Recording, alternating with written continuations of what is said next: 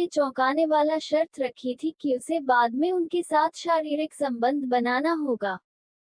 पहरेदार तब एक और भी भयानक अल्टीमेटम जारी करते हैं। यदि रोहन अपनी जान बचाना चाहता है, तो उसे फिर से रानी के पास जाकर यह घोषणा करनी होगी कि वह इस संबंध के लिए पूरी तरह तैयार है, लेकिन इससे पहले कि उसे छोड़ा जाए, उसे स्वयं सो रहे राजा प्रताप की हत्या करनी होगी। एक क्रूर दुविधा में फंसकर रोहन ये समझ जाता है कि यदि वह इस आदेश का पालन करता है तो उसे राजहंस हत्या करनी पड़ेगी, जबकि नकारने से उसकी मौत तय है। निराश और टूटे मन से रोहन फिर से रानी राधिका के पास लौटता है। कांपते हाथों के साथ वह विनती करता है कि भले ही वह आत्मसमर्पण करने के लिए तैयार है, वह डरता है कि अगर राजा प्रताप उनके बीच में जाग उठे तो न तो वह बच पाएगा और न ही रानी। जवाब में रानी ठंडे स्वर में यह निर्देश देती है कि किसी भी शारीरिक संबंध से पहले रोहन को अपनी तलवार से राजा प्रताप की मौत करनी होगी।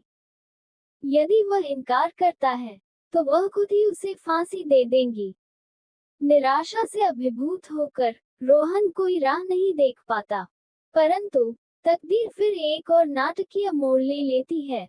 अपनी सीमाओं से परे उभरती एक अजीब शक्ति से अभिभूत होकर रानी राधिका अत्यधिक काम वासना के अभिभूत होकर एक तलवार उठाती हैं और तेजी से घातक वार करते हुए राजा प्रताप का सिर काट देती हैं।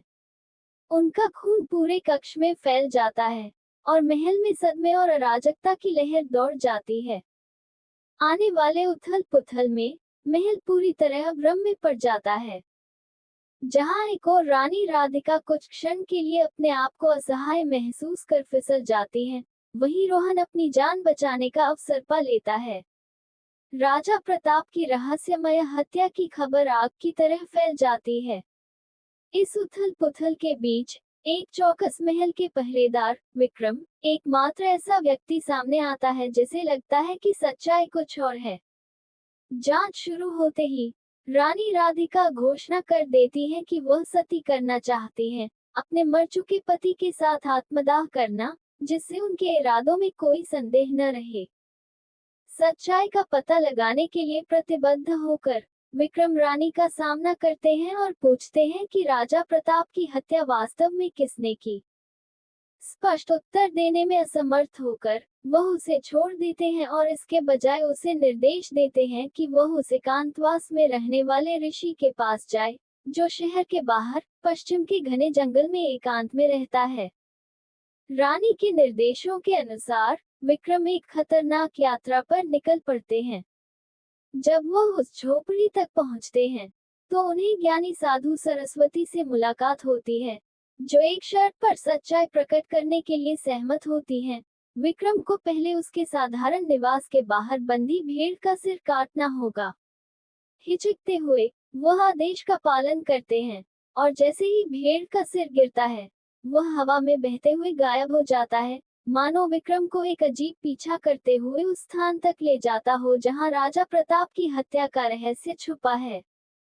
विक्रम की खोज उसे एक अंधेरी गुफा में ले जाती है, जहां भयावह दानव महेंद्र अपने चालाक पुत्री कव्या के साथ रहता है।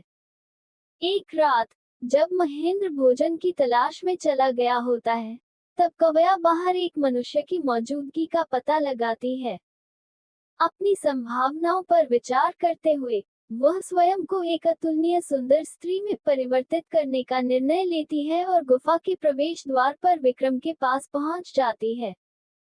उसकी सुंदरता से मोहित होकर विक्रम तुरंत ही उसकी ओर आकर्षित हो जाते हैं।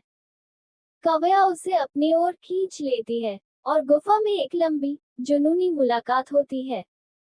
परंतु जैसे ही भोर का अंधेरा छंटता है, वह अपनी असली प्रकृति प्रकट करती है, एक छोटी कीट में परिवर्तित हो जाती है और गुफा की दीवार से चिपक जाती है।